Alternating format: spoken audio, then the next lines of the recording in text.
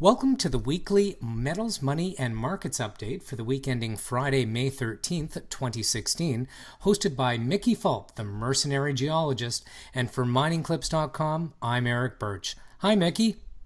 Hi, Eric. Well, this week actually marked the third weekly decline in a row for the Dow, and basically major indices closed down modestly over the last week.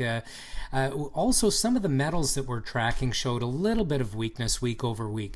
What's your take on the action?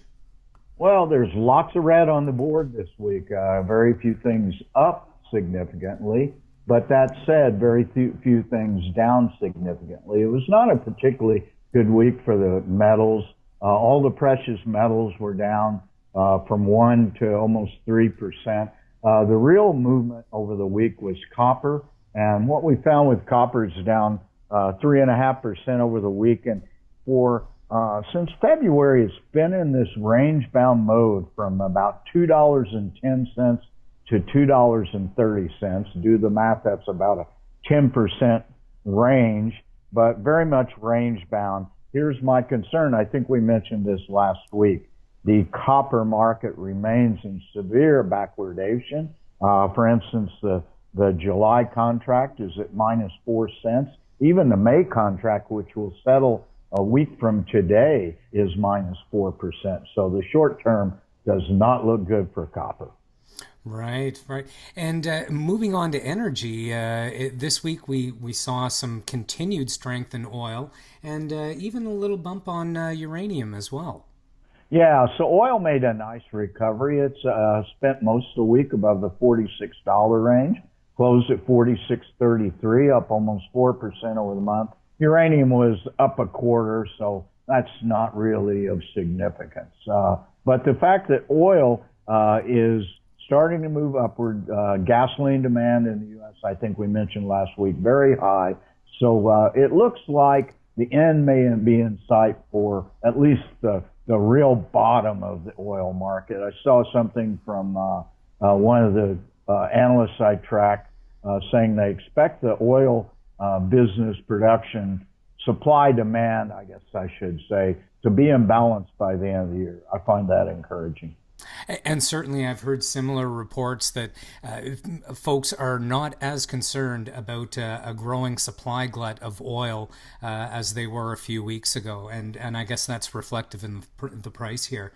Moving on to currencies, the US dollar remains strong again this week, putting a little pressure on the euro and the Canadian dollar as well. Well, since we hit that 52-week low a couple of weeks ago, below 93, the index is out now at 94.6 for about a percent increase over the month. Of course, the euro's down about a percent at 113.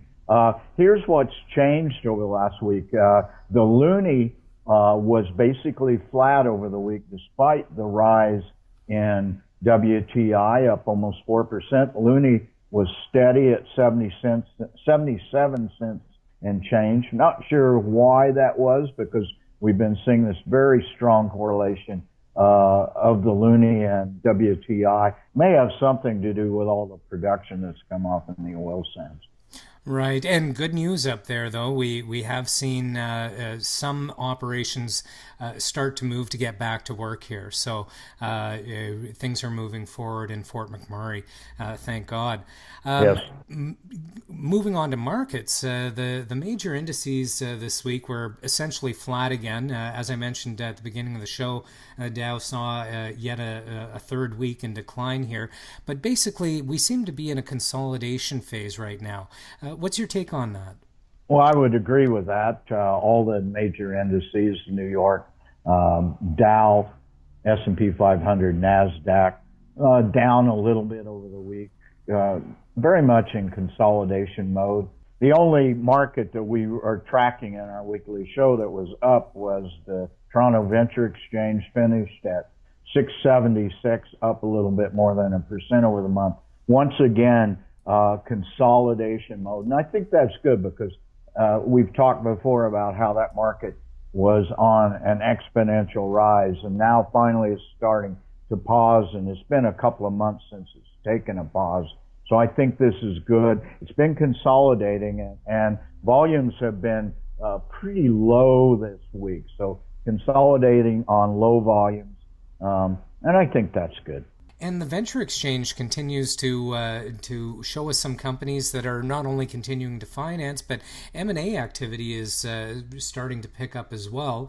This week we saw Goldcorp make a bid for Kaminak, a deal valued at about 520 million Canadian. Greenbacks there about $400 million US, but that's a 40% jump over the current 20-day trading average. So Kaminak shareholders get a pretty good deal on that. My concern yet in these mergers and acquisitions, once again, is they're all stock deals, no cash involved, and they're structured such that you don't really expect any competitors to jump in. So I think we will wait to call a bull market when we see a merger and acquisition that has some cash involved in it, and maybe a bidding war. So nice reward for Kaminak shareholders, but and some insulation with the coffee deposit. Now you're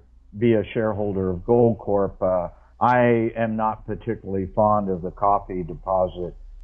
It's got some problems that I think may render it not very profitable if and when it goes into production. And last week, Mickey, you made a comment on the correlation coefficient between the U.S. dollar and the venture exchange.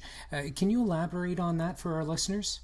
Sure. I mentioned that briefly, kind of in passing, but and I had a couple of listeners that were a bit confused about what I was talking about. We use correlation coefficients to look for unusual patterns, and a correlation between the U.S. dollar and the Toronto Venture Exchange is quite unusual, and it's a negative correlation. And for the last 50 days, or as of last Friday, that correlation coefficient was a negative 0.84, which is quite unusual. So we use these in an ephemeral basis, and I just wanted to clarify that. So when we see unusual things like that, perhaps it gives us some trading ideas. Fantastic. Well, we'll be keeping an eye on that, as well as the markets in general. And thank you for your analysis this week, Mickey, and look forward to checking in with you next Friday. Okay, likewise, Eric.